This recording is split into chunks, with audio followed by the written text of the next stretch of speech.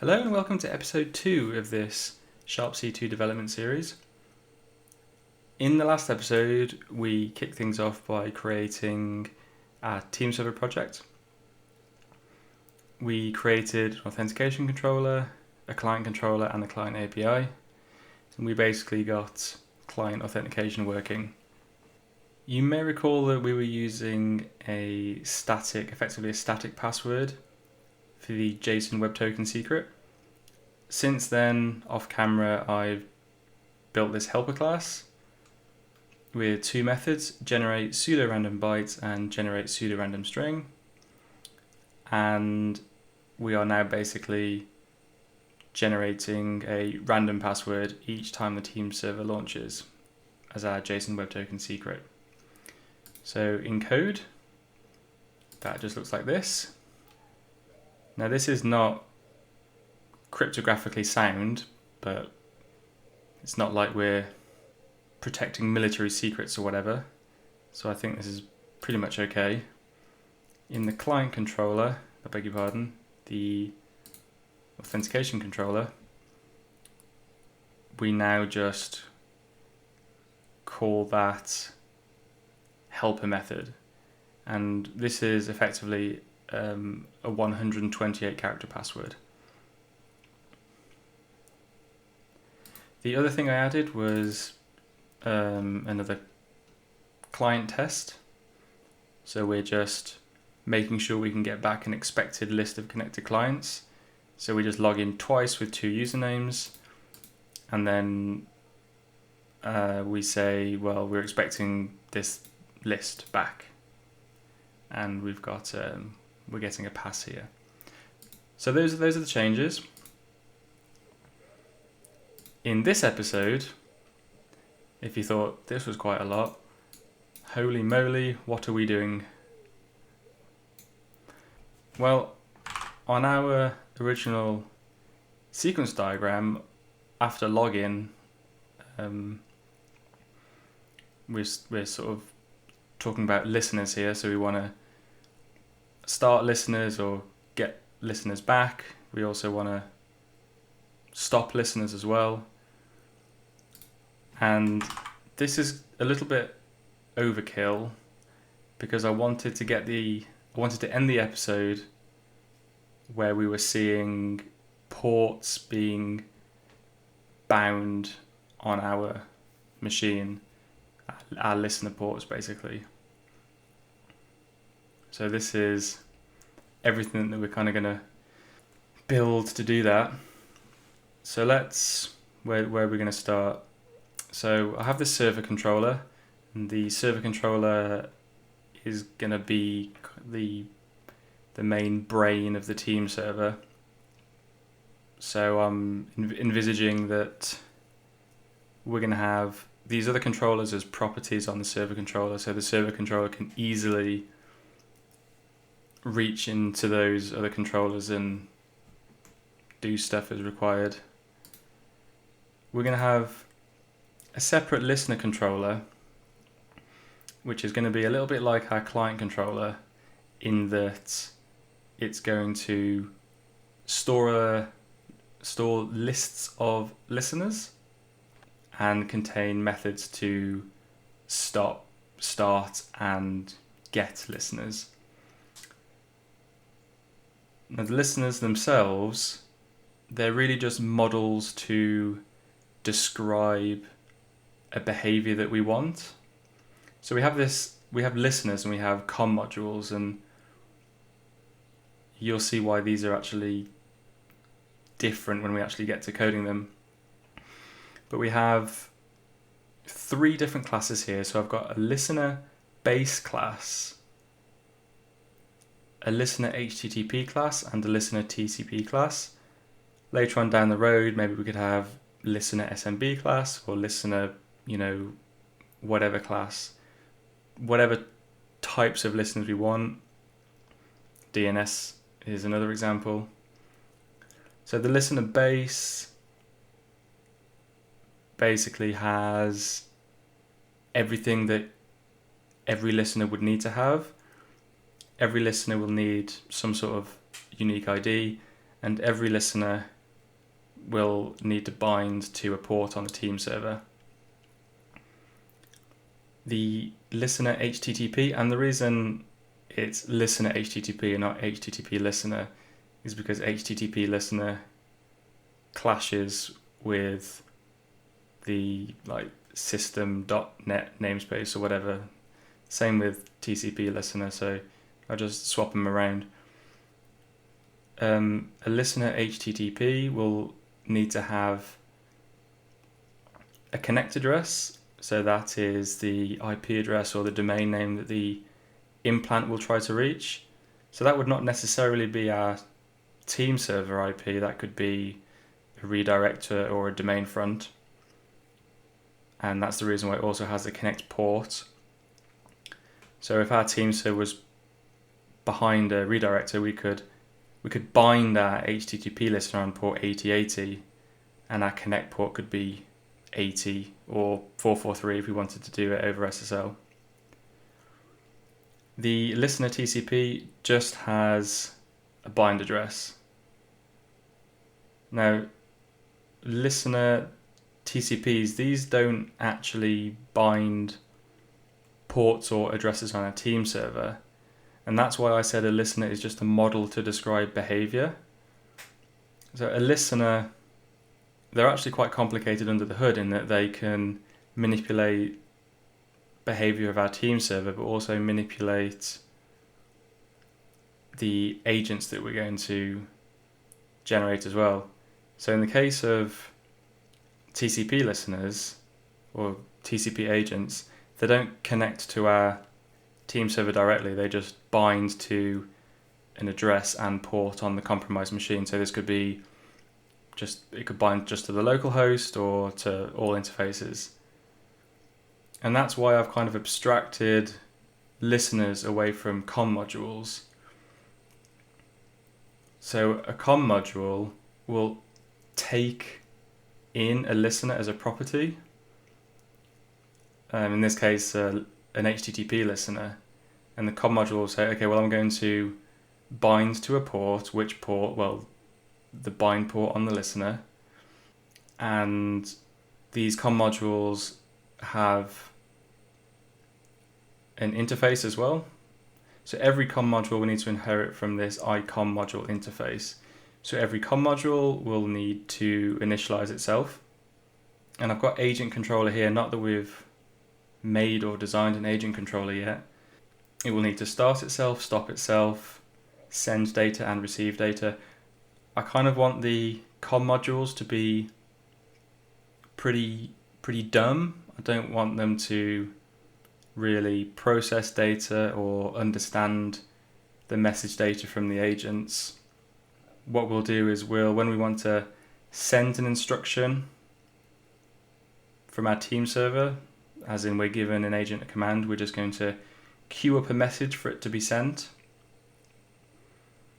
And then when it receives results back from an agent, it'll just, this receive data will allow us to pop the message out from the comm module, probably into either our agent controller or the server controller, and then we do whatever we need to do with it. If it's just some sort of command result, and then we just somehow give it to the operator to see. So further down the road, listeners will be used to, if it's an HTTP listener, it will be used to influence both a comm module and payload generation, but TCP listeners will only influence payload generation. We don't create comm modules off TCP listeners. And hopefully a lot more of this will make sense when we start coding things and seeing how it all links together. We'll also have another API, a listener API, with some very simple methods to start a listener, start an HTTP listener, start a TCP listener, get a list of listeners and delete listeners. So let's get coding. I think first we're going to start with the server controller.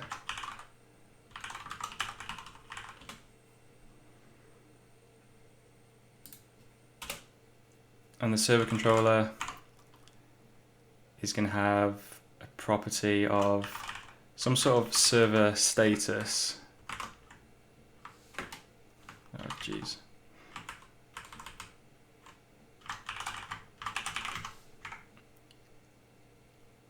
And this can be a very simple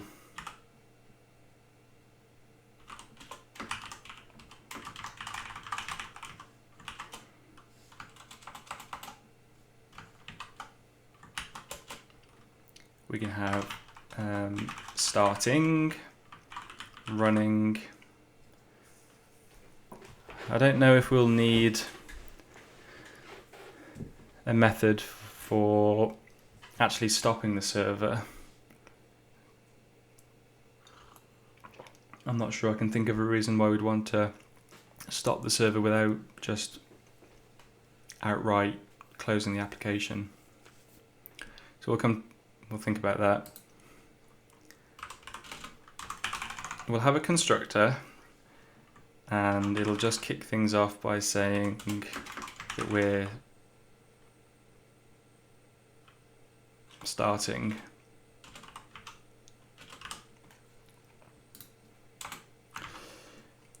And in my program,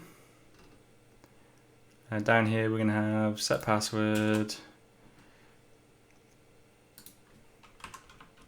I'm going to have the server controller as a property on the program as a kind of global place for reaching it from like our APIs, etc. So we'll have a public static server controller. We'll have a get and a private set. And here we can say server controller equals new server controller.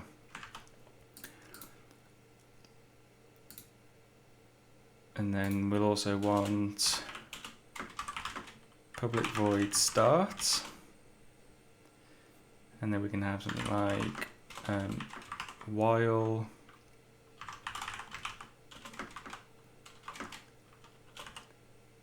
whilst it's running, do stuff. And then we could just say, if we wanted to do stopped, we could have another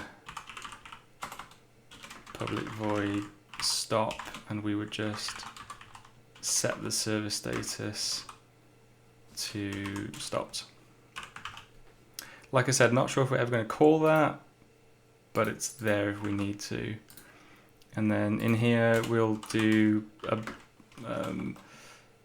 do more setup. I'm sure there's more stuff that we'll add in there.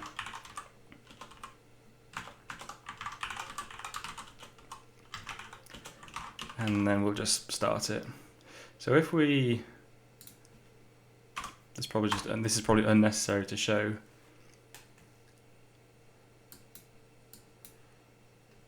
So if we instantiate a new server controller,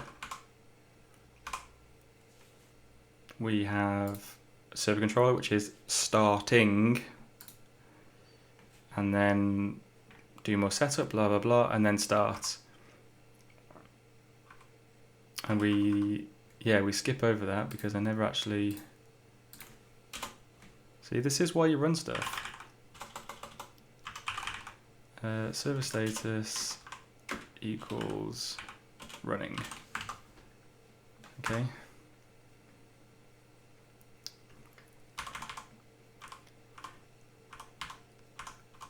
There we go. And then now in the real world, our server will be running, and we'd just be looping and doing stuff, getting agent messages, sending agent messages, blah blah blah. This will be threaded or asynced in some way.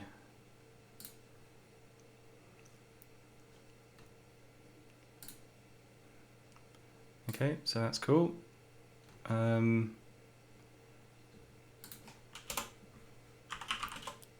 Public listener controller.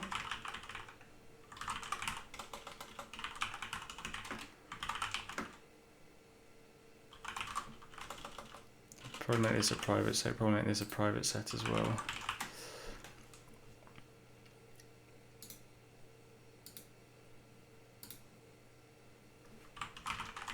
Listener controller. So our listener controller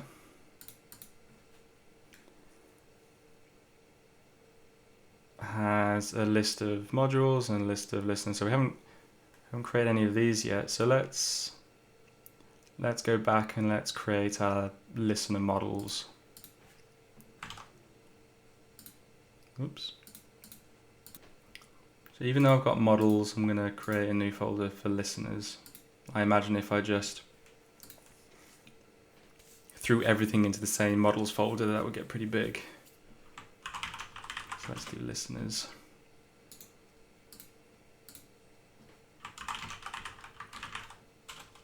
Listener base.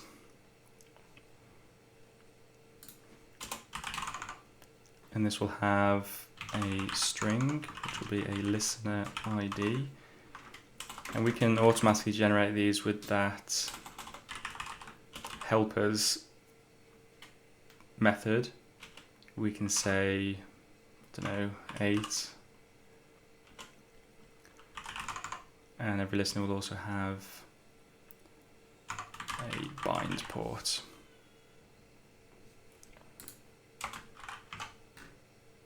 So that's our base. Listener HTTP.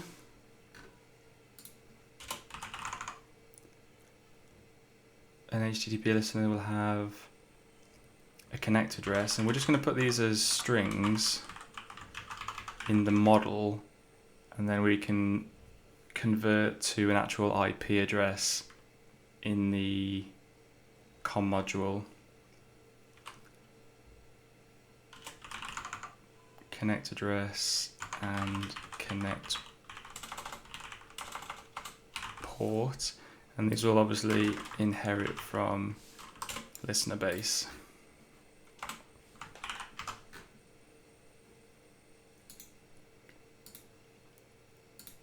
And the last one, listener TCP.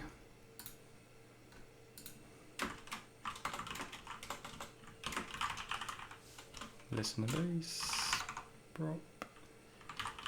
That is an int. It's not a beg your pardon. It's a string and it's a bind address.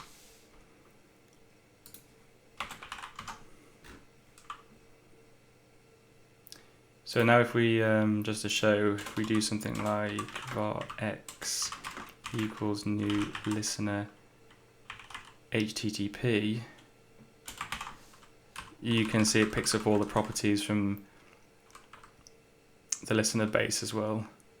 So you can see listener base,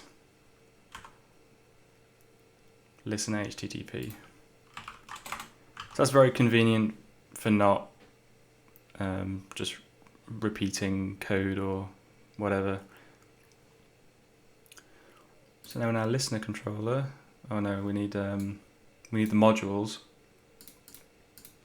So the reason why I decided to make an interface for a comm module is in case people want to basically roll their own implementations of a comm module. If you're familiar with tools such as Cobalt Strike, you know that it has malleable C2 profiles where you can really change the behavior in really fundamental ways, like, okay, oh, I want my agent to check in over gets or posts or whatever else. In our comm module, we could just say gets. I'm not really sure how we're going to implement the complexity of changing all that. So for now, if you wanted your agents to check in over like puts or, you know, HTTP like 2 protocol or whatever else, at least you'll have a way of making your own comm modules to make that possible for now.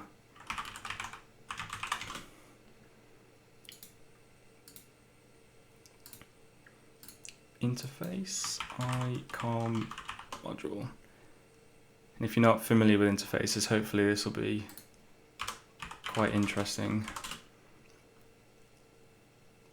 So we're going to have, we're not going to use all of these right now, but I'll put them in anyway. So void init, or initialize, void start, void stop. We're going to have bool,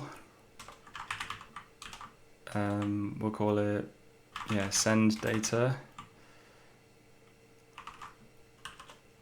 and bool receive data. Now, where's my thing gone? Here we need to define an actual object to go in and out, but we haven't designed what our communication is going to look like. We have no idea how the message is going to be structured yet. So I'm just going to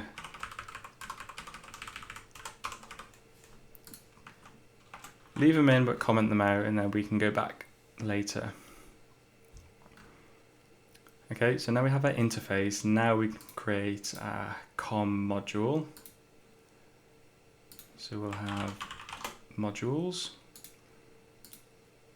and this will be an HTTP Comm Module, which will inherit from iComm module, and then we can just implement that interface. So on my diagram, I've got that we're going to have one socket as a property on the module. This is just for like demo purposes. Once we implement the comm module properly, which will probably be in the next episode, we're going to do it all async and what have you. So this will change slightly, but at the moment I just want to be able to show that we can start a module and have it bind to a port, and then stop it and have it unbind. That's the goal for the episode. So we'll have just a private socket,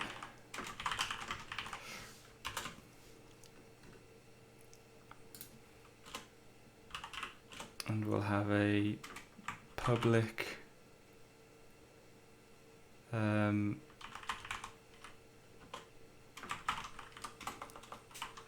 listener.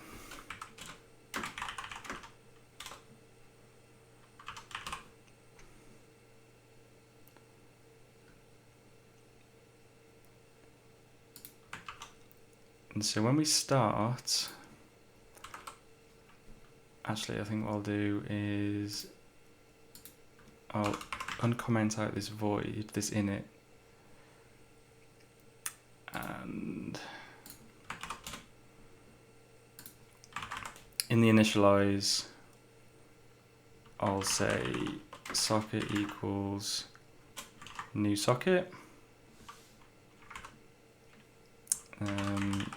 The socket type is stream, and the protocol is IP. So we're just initializing a new socket on initialize. We could also make this a private setter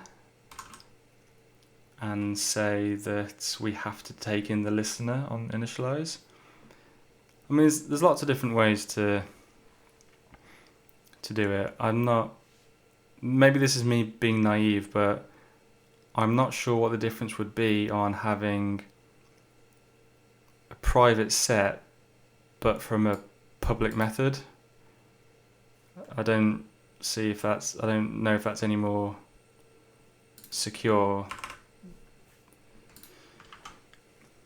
So I guess we'll just leave it like that.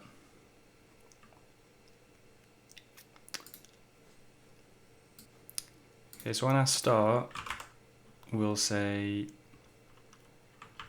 socket.bind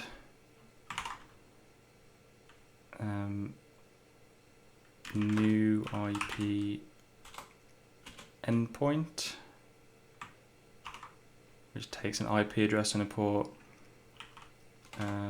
So the IP address, because it's a team server, will just bind to all of our interfaces.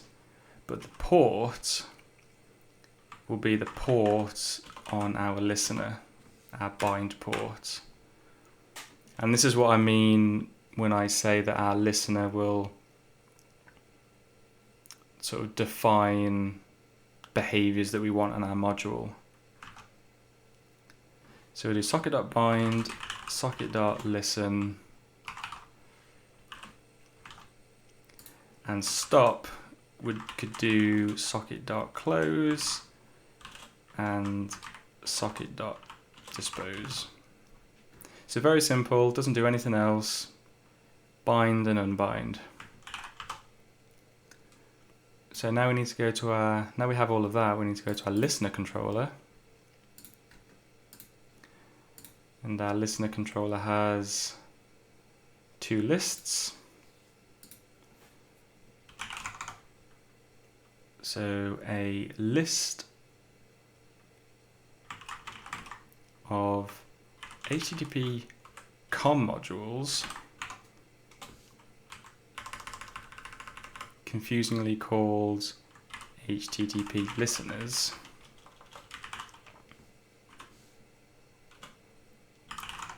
and a list of listener TCP listeners.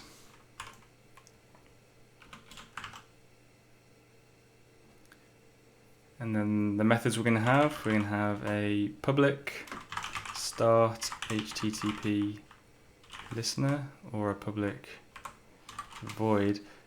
This is also another lazy thing I've done for this episode, is I've just made all of these methods void. Further down the road, we'll probably want these to return some sort of sensible value, even if it's just a bool. So this is going to take in some sort of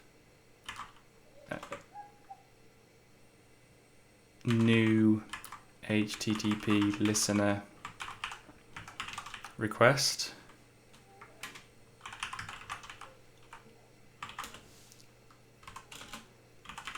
Public void start TCP listener, new TCP listener request.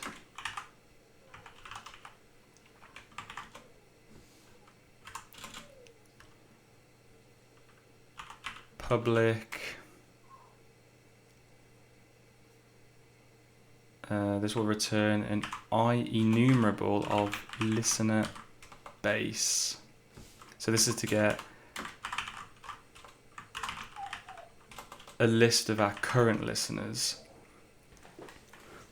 Now it's quite clever in that even though HTTP listeners and TCP listeners are different classes, you can actually, because they inherit from listener base, you can lump them both into the same enumerable. So that makes it quite easy for us to just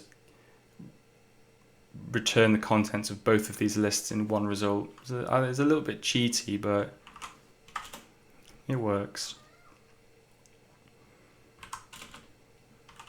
And finally we'll have public void stop listener, and we're going to bring in that listener ID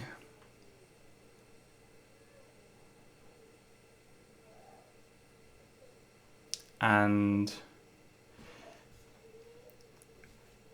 I've put type here as well. Now we could just take in the ID and just look in this list. Is it in there? No, look in this list. Or we could just outright ask which one is it, so we can look in the correct list.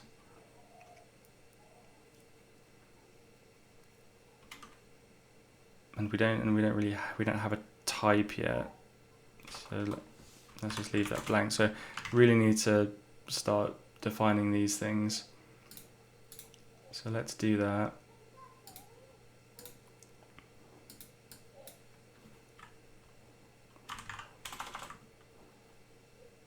New HTTP listener request. So this is the request that's going to get sent on the API. So what does a user really need to ask for? All they really care about is the bind port,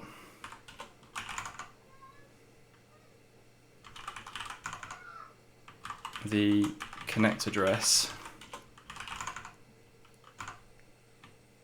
and the connect port.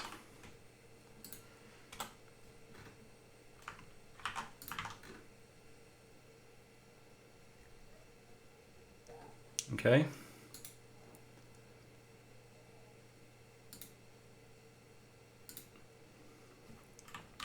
New TCP listener request.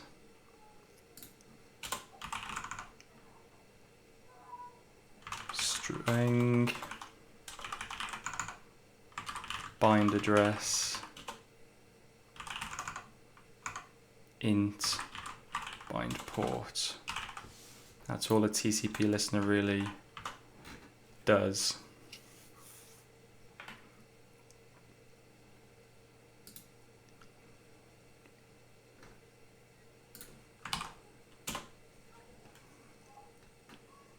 Okay. So let's see if we can start some listeners.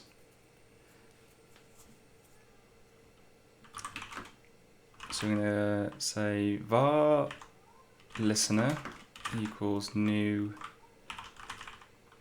listener HTTP. We don't need to specify a listener ID because that's automatically generated on when we create a new instance of the class. So we say bind port is the bind port from the request. Connect address, same. And the connect port. So that's our listener. And then off the back of the listener, we want to create a comm module.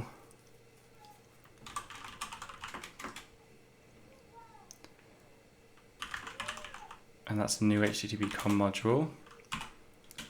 We set the listener, because we exposed the property as a public getter, so we can just say the listener is the listener. And then we can call module.start. And then we also need to, we'll do it first. We'll say HTTP listeners.add module. Okay, so we're creating a listener, we're creating a module, we're giving that listener to the module, adding it to a list so we can retrieve it later, and then starting the module. For TCP listeners, we're not starting modules, so we can just create a new instance of the model and add it to the list. For now it does nothing, but it's there and we can create it and we can list it back. List, is it just me or is listener a really hard word to spell? Bind address is the request bind address. Bind port is the request bind port. TCP listeners add listener. Okie dokie.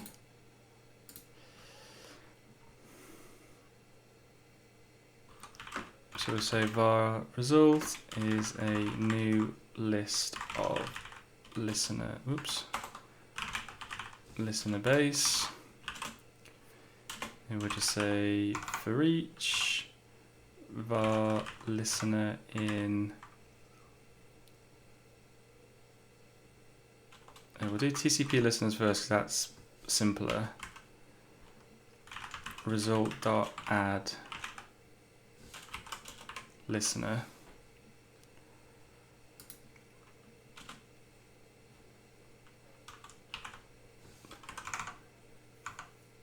So for our HTTP listeners, the listeners is a property on the comm module. So we're saying for each module in HTTP listeners, result.add module.listener. And then we just return the result.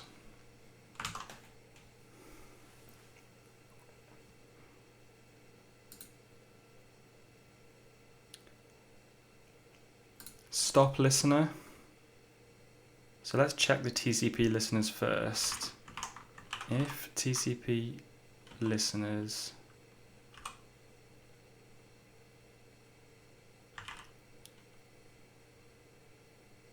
where the listener ID is equal to the listener ID, but we'll make it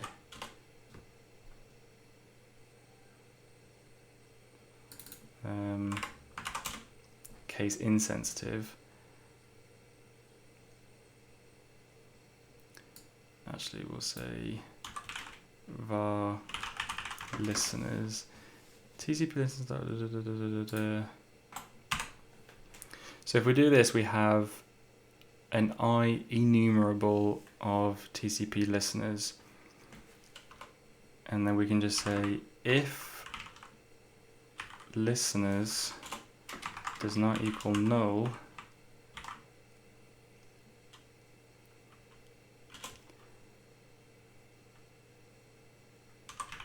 then we'll select the listener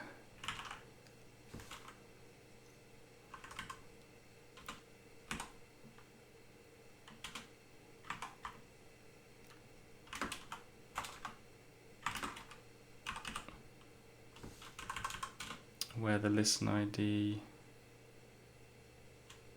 no, this is dumb.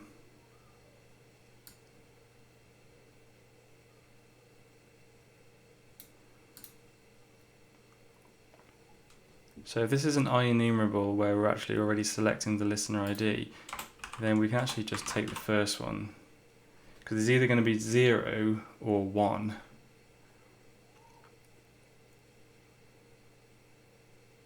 So this is one listener.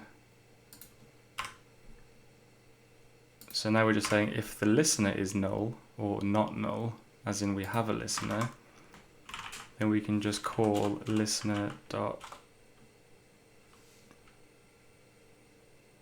Oh, this is a TCP listener, so we're just removing it from the list.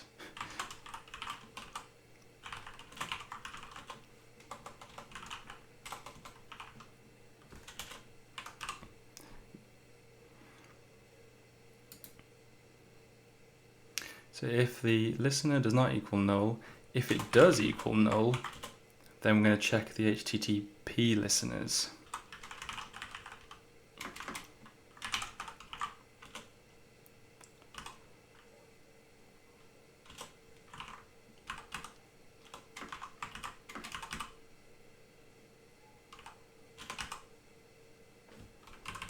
Yeah, okay, so we can just access the property here. So we should just be able to do the same thing, right? So the listener is HTTP listeners where the listener ID equals the listener ID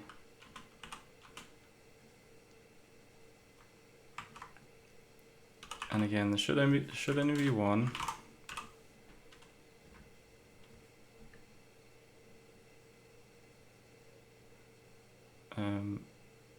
Okay, TCP listener. Actually, should have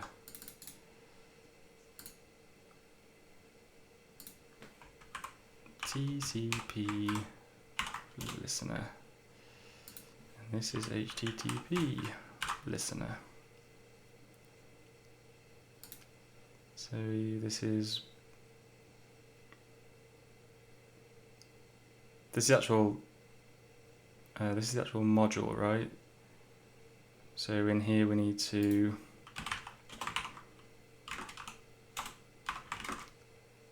actually just select the listener. We don't want the actual module, and then we just say if HTTP listener is not null. I mean, if it is null at this point, then the user has submitted some bad data, which is obviously entirely possible. So we say HTTP listener dot. Yes, we do. Okay, so we don't. We probably don't want to do that then, because we need to. It's the module that we stop with an HTTP listener.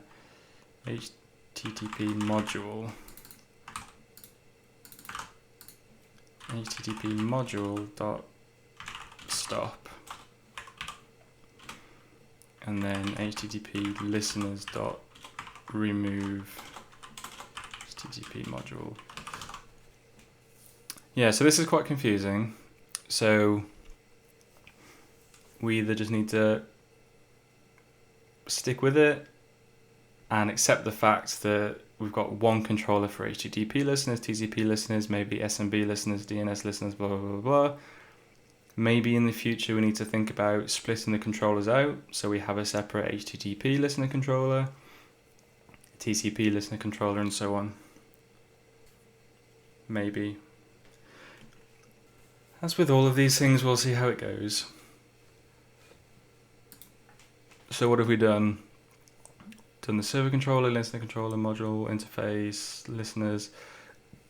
So now we just need to take a crack at creating the API.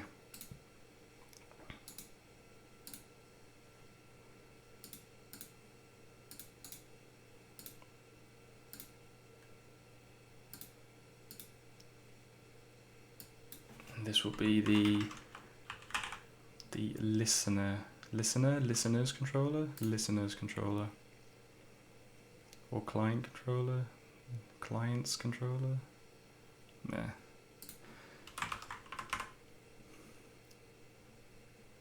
So we will need authorize on this. In our get, this will be, we can say get listeners, and this will return program server controller listener controller get listeners, and it's a IEnumerable of listener base. Listener base. Okay.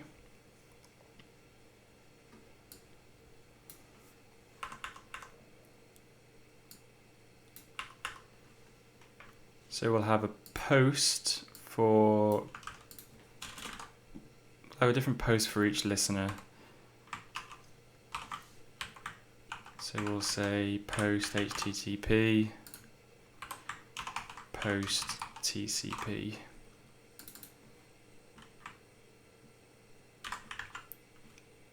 This can be new HTTP listener, new TCP listener. We're not going to have a put. Right now we're not going to have a put. One of the things I think that we can integrate into the listeners in the future is like an HTTP traffic profile.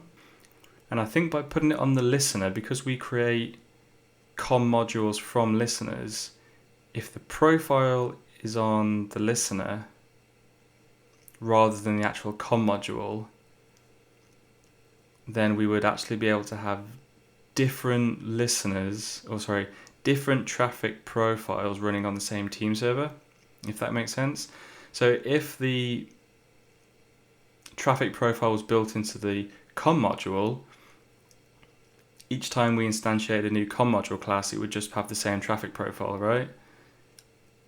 If we put it on the listener, we can create loads of different listeners, and then because we instantiate a comm module with a listener, the comm module will just pick up the traffic profile from the listener. So I think that would be quite cool.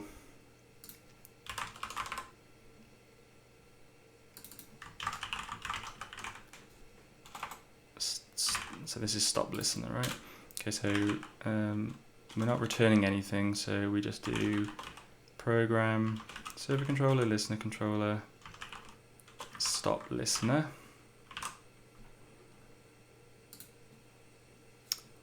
This will take in, what do I call the new HTTP listener request, new TCP listener request. This is a string.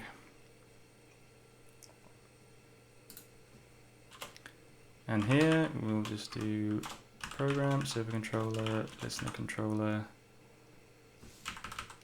start listener, and we'll just pass that request straight in. Oops. Server controller, listener controller, start TCP listener.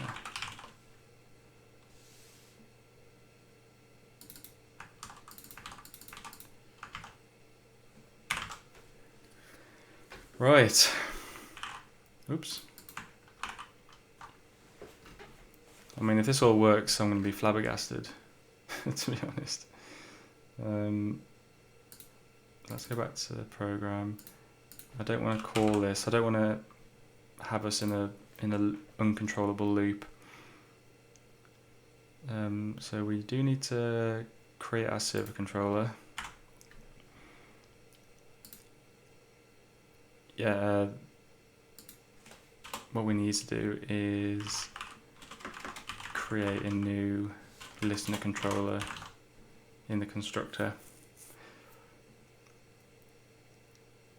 I mean, you could actually create a listener controller here and then set it on the server controller instead of doing it in the constructor.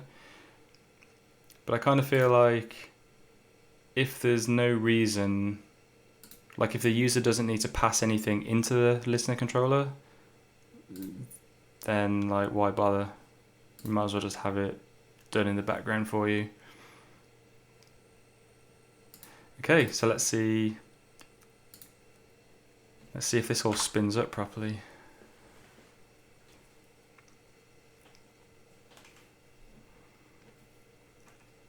So new server controller. We're running, and we have a new listener controller. And that's actually it as far as the setup goes. So we're now running.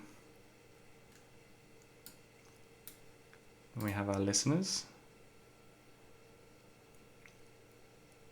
We need to log in first, right?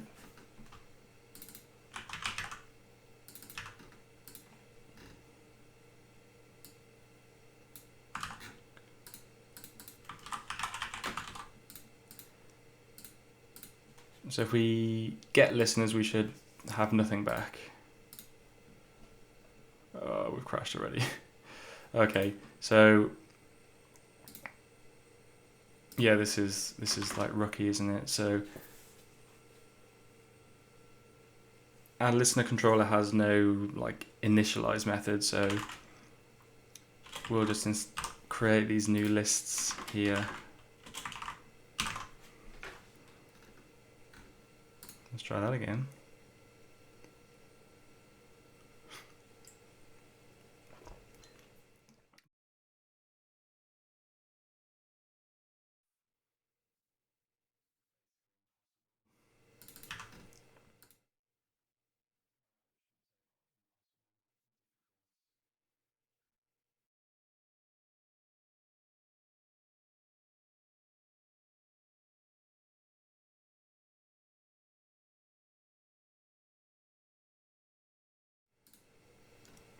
Right, so we get an empty list back, so that's good because we've got no listeners at the moment. Let's put a, where's my API controller? Where's my solution explorer for a start? Let's put a break on new HTTP listeners and watch and track this through. I will also bring up a command prompt. Let's do netstat find string. Let's do 808. So I've got no port listening on 8080 or 8081. So let's specify 8080 is a bind port. The connect address doesn't matter yet. Can be anything. The connect port also does not matter yet. So the bind port is for the TeamServer. The connect address and the connect port will be used down the line for when we start generating our payloads. So let's hit execute on that.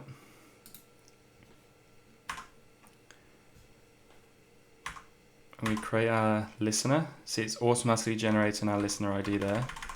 I should have stepped over that. Okay, so we have our listener model here. The bind port is 8080, connect address, connect port, and the listener ID. We will also create our module. And our listener is set on that module property. Add it to the list, and then module start. Okay, so we need to do module init as well. So we haven't called init yet. So this bind will fail, I think, because we haven't actually got a socket. Okay, so that's nice to know. Module.init.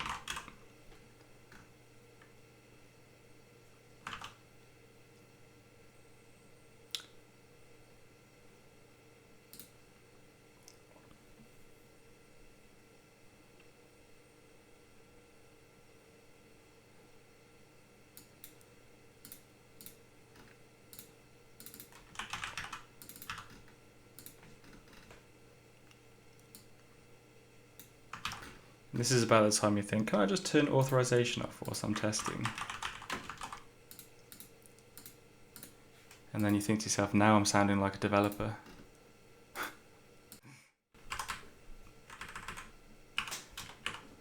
It's 80. I mean, this doesn't matter, okay. Step over. So we do module init, initialize the socket, module start, and then bind. And then we just return from everything, and now we're back in Swagger. Now we have 8080 bound and listening. And hopefully if I say 8081, we'll just step over that whole thing. Now we have two ports. So get listeners.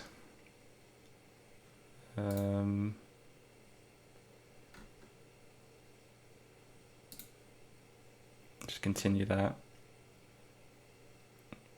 We do get a list back of our listeners. Different listener IDs. Bind ports. So let's try TCP listeners. And like I said, this isn't going to do anything particularly exciting. But let's step through it anyway. F9.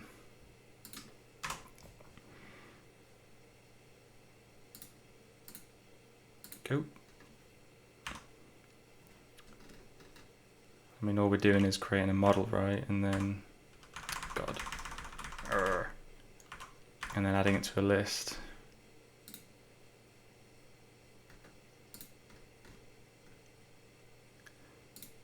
But if we get a list back, you can kind of see there's going to be some confusion here, especially in like when we come to put it into a user interface. A user interface would probably need to know what type of listener this is. Now you could just take a stab and say, well, if it hasn't got a connect address or a connect port, then it's one type of listener. If it has, then it's a different type. But that's obviously quite messy and really random depending on what listeners you have. So I think in our listener models we'll have to put in, I'm not going to do it now, but I think next episode or between episodes I'll change this to have some sort of listener type. So this will come back as HTTP or TCP. But getting the list back works fine. The only thing to do now is try and destroy one. So let's get rid of our 8080, which is this user ID here.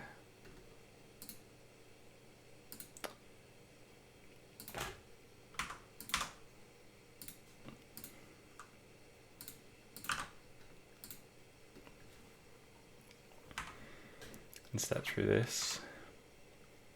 Oh, I stepped over it. I've just F10'd the whole thing. But I mean, hopefully, I guess. Yeah, the port's no longer listening.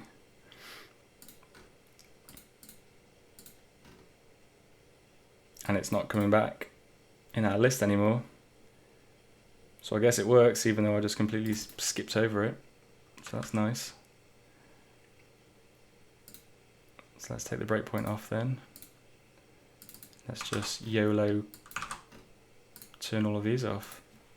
So that's now gone. We're no longer listening on any ports. And now let's kill the TCP listener.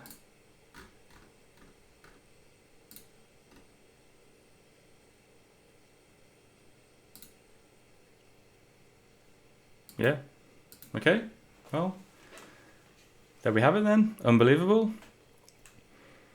So let's just recap what we've done. So we've created our server controller, which will act as our server's brain. It's going to link all of these parts, especially if we have multiple listener controllers and other different types of controllers in the future. The server controller was going to, it's my vision that it will kind of link them all together. We created the ICOM module interface. You can see this is actually agnostic to the protocol, so this is not specifying that the COM module has to be HTTP. All we're really saying is that the COM module, regardless of what is implemented, it has to just be able to stop, start, and then send and receive data. So that's the advantage of the interface.